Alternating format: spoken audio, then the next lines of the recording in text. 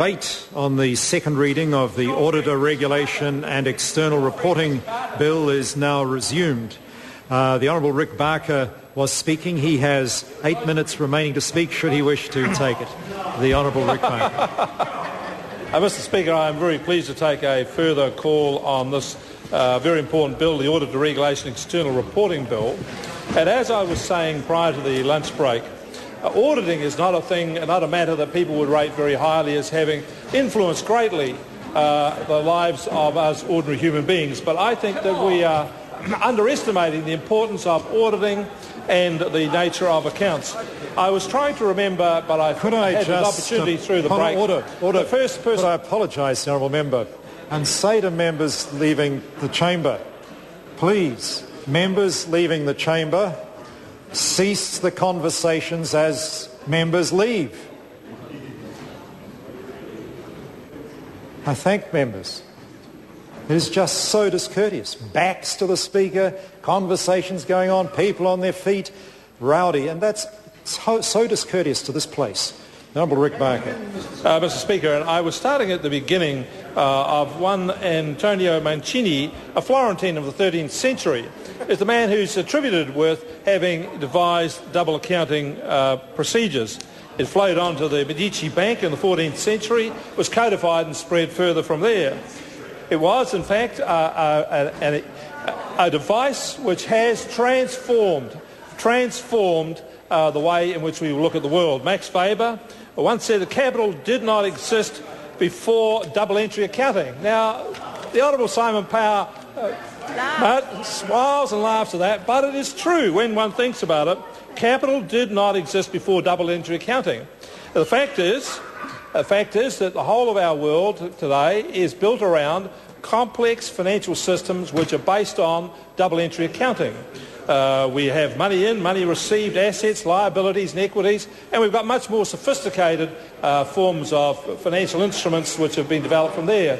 But all of this is a little known to many of the ordinary people who simply rely on the numbers which are given to them by the financial markets and by their auditors. It's on these basis of these numbers that people make important decisions, such as to invest in companies like Enron, World.com and trust accounting firms which once existed like Anderson & Co.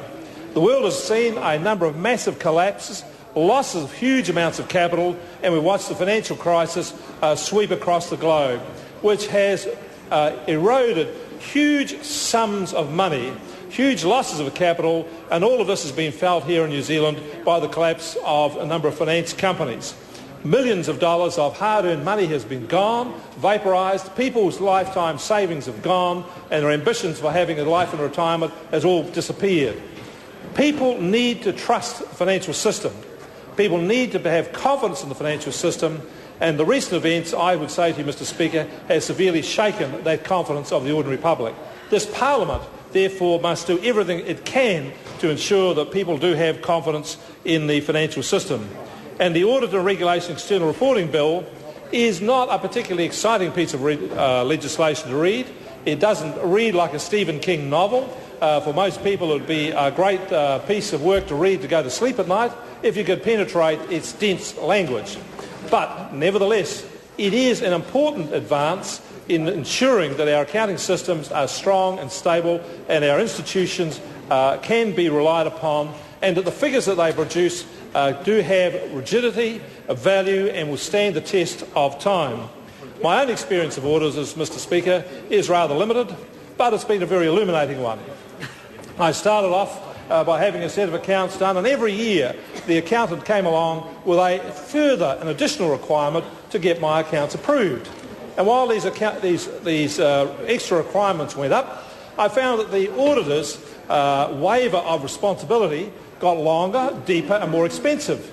In the end, I asked the auditor what was I paying for, because it seemed to me that they were not guaranteeing anything in particular. And one of the issues that came to that was the liabilities that they faced. Now, this is a complex legal question, which in fact is dealt with in part by this bill, the Auditor Regulation External Reporting Bill. We want auditors to be able to make opinions which are of value. This bill will shift the emphasis on that and give us a better and a more robust system, and I support that. Mr Speaker, This is a particularly arcane piece of legislation. Not many people would be interested in it, but to those who are interested in auditing and financial reporting, this will be a very important step forward. I see that it has received extensive submissions. It's been well considered by the Select Committee and deserves a thorough and detailed consideration in this House. And I would recommend it to members as a good piece of reading and make sure they get up to speed so that when members are confronted in the future with an audit and have to sign off on their audit requirements, that they do so with full knowledge of all of the standards and the rigour and the regimes that stand behind it, to be able to assure themselves that the numbers that are there are well represented, they're accurate, and they will stand the test of time. And that should be not only with their own accounts, that when they look at the accounts of another company, an enterprise or a bank, they should also feel the same confidence about the figures. This bill will go a significant step forward in producing that confidence, Mr. Speaker. The question is that the motion be agreed to. Those of that opinion will say aye. Aye. To the contrary, no. The ayes have it. Auditor Regulation and External Reporting Bill, second reading. This bill is set down for committee stage next sitting day. I call on Government Order of the Day number 8.